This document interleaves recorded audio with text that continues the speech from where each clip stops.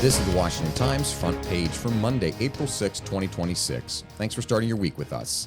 I'm George Gerbo. U.S. forces rescued an American fighter pilot shot down by Iran over the weekend. Ben Wolfgang reports one of the fighter jet's crew members was rescued Friday, just hours after the plane was shot down. The other spent 2 days avoiding enemy forces and waiting for U.S. rescue teams to arrive. Military sources said hundreds of U.S. personnel and dozens of aircraft were involved, and the injured pilot was extricated as Iranian forces closed in on his location. As the war drags into its sixth week, Iran's chokehold on the Strait of Hormuz has quickly become the focal point of the war. John Seward reports Iranian forces and proxies in the region are attacking tankers and harassing shipping in the strait via a toll system. President Trump posted a profane social media post over the weekend, capturing his frustration with military efforts to force Iran to open the waterway. The Trump administration has never explicitly said keeping the strait open is a rationale for the war, but economic impacts rippling through the global economy have the White House scrambling. Analysts see no apparent incentive for Iran to surrender control of the waterway. 1/5 of the world's oil passes through the strait each year.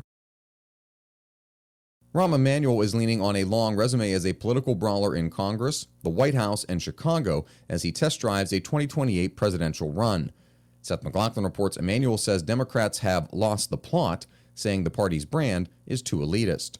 He faults the party for embracing defund the police efforts, branding law enforcement as racist, and wading into culture war fights in schools. Looking ahead, he's urging Democrats to offer a vision centered on government ethics, raising the federal minimum wage, and reducing the cost of housing and health care. The Department of Justice announced it's arrested a group of healthcare workers accused of defrauding Medicare of $50 million in fake hospice care. Susan Ferricchio reports 8 people, including 3 nurses, a chiropractor, and psychologist, were arrested in an alleged scheme involving tens of millions of dollars in claims, mostly for hospice services for people who were not terminally ill. Hospices typically discharge fewer than 18% of patients, but Lolita Menard's company discharged about 85%.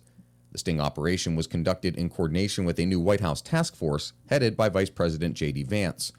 Investigators said California fraud involving federally funded programs may be more extensive than anywhere else in the country. California Governor Gavin Newsom has long claimed Trump administration accusations of massive fraud in the state are baseless and politically motivated. And finally, Florida authorities say the death of a 3-year-old migrant due to cardiac arrest was connected to abuse by relatives after the boy's parents left due to a fear of being deported. Stephen Dinan reports the toddler's mother, Wendy Reyes, was deported in January. She left her son with her brother, Samuel Orazo, an illegal immigrant who's been indicted on a first-degree murder charge stemming from the boy's abuse and death. ICE said Orazo entered the U.S. in 2021 with his daughter to take advantage of catch-and-release policies to gain a foothold in the U.S. He had no criminal record in the U.S. until last month. Find all of today's front page stories at WashingtonTimes.com/front page or on the Washington Times app, and find us wherever you get your podcasts. You can also find us on social media at Wash Times for breaking news, sports, commentary, and more. For the Washington Times, I'm George Gerbo.